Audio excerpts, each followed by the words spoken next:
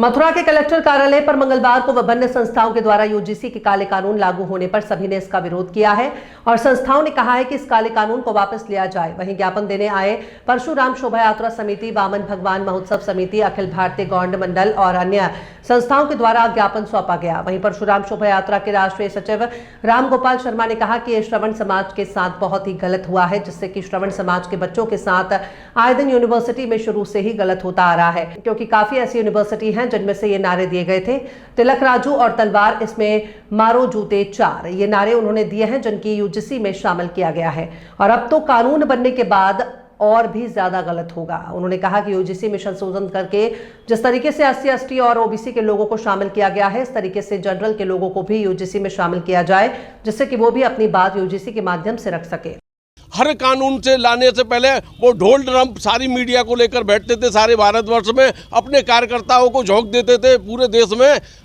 13 जनवरी को क्यों नहीं झोंक पाए? कहाँ गए सुधांशु त्रिवेदी जैसे और संचित पात्रा जैसे लोग जो सर्व समाज की बात करते थे? आज वो कौन से मुंह से चुल्लू भर पानी में डूब के कहाँ मर गए हैं? उनको सामने आके बताना चाहिए कि यह कानून जो यूजीसी लाई है वह सर्व समाज के कौन से हित के लिए वो लेकर आई है। निश्चित तौर पर ऐसा कानून जिसकी सभी सर्व समाज की हैसियत से हम लोग उसकी निंदा करते हैं तीखे स्वर में और मोदी जी से मांग करते हैं इस काला कानून को वापस लें। शायद लगता है मोदी जी रावण वाली स्थिति में आ गए। कुंभकर्ण ने मांगा कि हमको इंद्रासन चाहिए, वो निंदासन मांग गए और एकता समानता की बात करने वाले वो सर्वर समाज के खिलाफ ही कानून ले आए। उनको यहाँ पर सारे कानून समाप्त करने चाहिए। आरक्षण समाप्त करना था, SC ST समाप्त करना था, समानता के सारे कानून लाने चाहिए थे, एक कानून देश में करना चाहिए था, लेकिन शायद वो नींद में आ गए और नींद में आके वो यूजीसी में नींद में ही लागू किया है 13 जनवरी को। मैं पुनः आप सभी चैनल के माध्यम से सभी संगठनों की ओर से ये मांग करता हूँ कि इस काले कानून को वापस लें, नहीं तो देश में सारे देश में सभी सर्व समाज के लोगों के साथ में बैठकर एक आगामी रणनीति मथुरा में ही तय की जाएगी और सारे देश में एक वृहद आंदोलन की भूमिका तय की जाएगी। जय हिंद।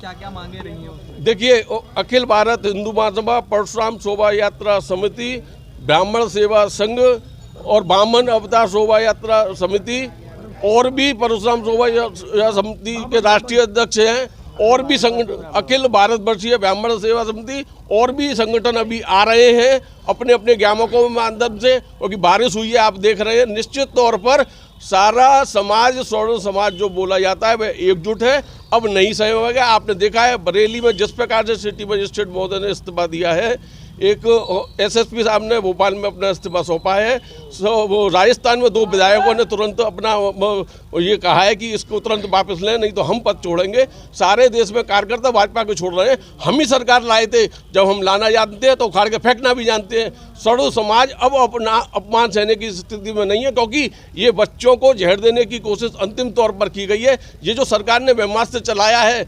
ये जो रात के अंधेरे में चलाया है, हम अपने बच्चों को रोज हमको चिंता होगी परिवार को कि आज हमारे बच्चों पे कहीं कोई मुकदमा कायम ना हो जाए, कोई शिकायत ना हो जाए। तो ये तो परिवार को एक चिंतनीय स्थिति में लाकर जो सरकार ने खड़ा किया है, इसकी हम तीखे स्वर में निंदा करते हैं। इसके साथ साथ हमने एक ज्ञापन और दिया है, जिस प्रकार से ब्राह्मण भटकों और पंडितों को और संतों की चुटिया पकड़ कर घसीट कर जो प्रयागराज में जो किया गया है, उत्पीड़न उनका किया गया है, उसमें भी योगी सरकार तुरंत कार्रवाई करते हुए सारे पुलिसकर्मियों को सस्पेंड करे।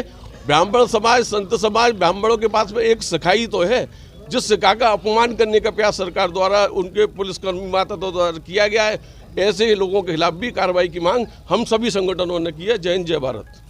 ये जिलाधिकारी कार्यालय आप आए, क्या मांगे हैं आपकी, किस बात के लिए आए? ये यूजीसी जो कानून हमारे ऊपर थोपा गया है, इसके विरोध में हम ज्ञापन देने आए हैं। परशुराम शोभा यात्रा समिति और सभी हिंदुओं के जितने भी हमारे संगठन चल रहे हैं, सभी का ज्ञापन पत्र हम यहाँ लेकर आए हुए हैं। हम विरोध करते हैं ऐसे काले कानून का जो ज़बरदस्ती हम लोगों के ऊपर थोपा गया है। आप ये बताइए, एजुकेशन फील्ड में कहाँ इस तरह के चीज़ें लागू होती हैं? वहाँ पर नंबरिंग से एजुकेशन बौद्धिक स्तर से नापा जाता है, ना कि जातिगत आधार पर। आप ये बताइए हमारे बच्चों का होगा क्या भविष्य है? वो बेकार पढ़ रहे हैं, बेकार यूनिवर्सिटीज में भेज रहे हैं। हम लोग एजुकेशन पे फीस जो दे रहे हैं, तमाम पैसा खर्च कर रहे हैं, वो बेकार है, नील है।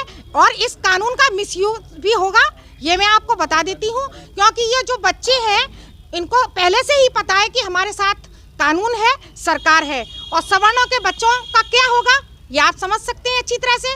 मिसयूज होगा और हमारे बच्चे कहाँ जाएं। एजुकेशन में हमारे बच्चे इतने ब्रिलियंट होते हैं, लेकिन फिर भी आरक्षण पहले से ही थोपा गया है, फिर अब ये बिल लागू कर दिया गया।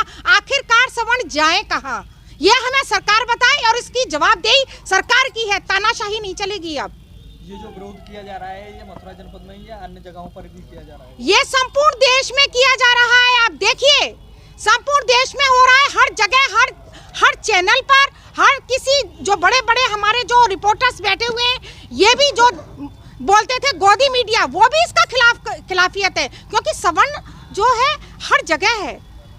हम एकता चाहते हैं, ऐसा नहीं है कि हम उन लोगों के विरुद्ध हैं। आप समरसता कीजिए ना। मेरा नाम राम गोपाल शर्मा है, एडवोकेट। मैं भगवान परशुराम शोभा यात्रा समिति का राष्ट्रीय अध्यक्ष हूँ। यह जो चोरी छुपे यूजीसी कानून जो केंद्र सरकार ने जो कठोराघात हिंदू जात पे और उच्च वर्ग पे किया है, इसका हम विरोध करते हैं और उनसे मांग करते हैं इस कानून को वापस लें। यह हमारे आने वाली पीढ़ी के जीवन के लिए कठोराघात है और यह उच्च जात के साथ धोखा है। जिस प्रकार से ये सरकार उच्च जात के नाम पे आई थी, यह उच्च जात को धोखा दे रही है। आने वाले चुनावों में हम इनको सबक सिखाएंगे और ऐसी सरकार का गठन करेंगे जो सबको बराबर की समानता देगी। और अगर उनको इस तरह का ही कानून लाना है तो पहले आरक्षण को समाप्त करें और सबको बराबरी का दर्जा दें।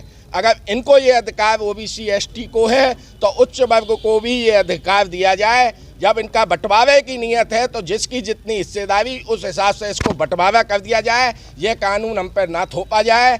अभी हम माननीय राष्ट्रपति जी के माध्यम से साधारण एक ज्ञापन सौंप रहे हैं। अगर ये केंद्र सरकार मान जाती है तो ठीक है, नहीं तो मथुरा से एक बहुत बड़ी सभी संगठनों को और हिंदुओं को साथ लेके एक बहुत बड़ी सभा और एक बहुत बड़ा आंदोलन मथुरा से छेड़ा जाएगा। और बोलिए जय हिंद, जय भारत।